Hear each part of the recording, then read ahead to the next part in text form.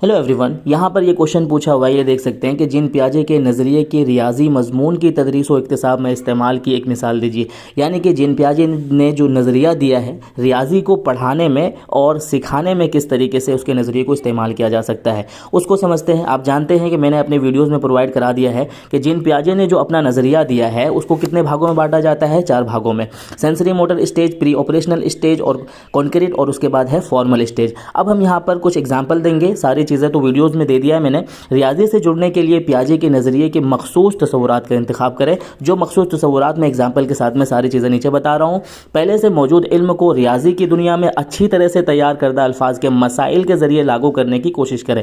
मसाइल के ज़रिए तलबा को जवाबात को वाज़ेह करने और अख्ज़ करने के लिए मुतअद्दिद मालूमात फराहम करें, या ऐसे मसाइल का इस्तेमाल करें जिनके लिए इस्तिदलाल की महारत की ज़रूरत होती है। 3 बातें थी यहाँ पर कि यहाँ से क्या समझ में आया। तैयार करदा अल्फाज का मतलब है कि प्रीवियस नॉलेज से उसको जोड़ें और तलबा को खुद करने की कोशिश उसको करने के लिए दें। और तीसरा यहाँ पर क्या है आपका इस्तिदलाल, यानी कि उसको लॉजिक तरीके से, मंतिकी तरीके से उसको सोचने की सलाहियत दें। अभी जैसे मैंने बताया आपको, दूसरा जो स्टेज होता है आपका प्री ऑपरेशनल स्टेज, ये एक्चुअल में स्टेज होता है जहाँ पर जो मैथमेटिक्स के तरीके से बच्चा सोच सकता है, समझ सकता है। देखिए एग्जाम्पल मैं नीचे दूंगा आपको। पेशगी ऑपरेशनल में देखिए क्या होता है। पियाजे ने तजवीज़ किया है कि इब्तदाई स्कूल की इब्तदाई दर्जात के बच्चों को रियाजी के माने तैयार करने के लिए ठोस अशिया, ये याद रखना है आपको, क्या याद रखना है, ठोस अशिया, है ना। उसके बाद तस्वीर, आमाल और अलामतों की ज़रूरत होती है। ये क्या कहने का मतलब है कि रियाजी जब भी आप पढ़ाएंगे तो सपोज दैट कि अगर आप क्यूब पढ़ा रहे हैं, है ना, तो उस तरह से बना करके दिखा देंगे। जो भी चीज़ें आप पढ़ाएंगे तो ठोस अशिया, यानी कि जितने वर्ड पढ़ा रहे हैं तो वो लिख करके उसके सामने में अगर दिखाएंगे, तस्वीर बना करके, अलामत बना करके उसको दिखाएंगे, तो वो बहुत आसानी से उसको सीख पाएंगे। अब मैं यहाँ पर आपको एग्जाम्पल के थ्रू से सिखा देता हूँ, बहुत अच्छी से समझ में आ जाएगा। देखें यहाँ पर मिसाल के तौर पर 9+4 जैसी बुनियादी हकाइक का पता लगाने के लिए मेक 10 के इजाफे की हिकमत अमली का सिखाते वक्त ग्रेड 1 के तलबा को मेक में, यानी कि वो जो बना रहे हैं आप, एक इजाफे के हिस्से को इस्तेमाल करने के ख्याल को अमली जामा पहनाने के लिए डबल 10 फ्रेम्स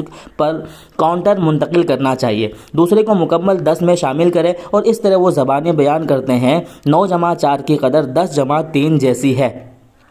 ऐसा करने में आदात को अलामतों के बजाय मिक़दार के तौर पर समझा जाता है। बाद में हिदायत को उस मसले की तस्वीरी नुमाइंदगी की तरफ ले जाया जाता है।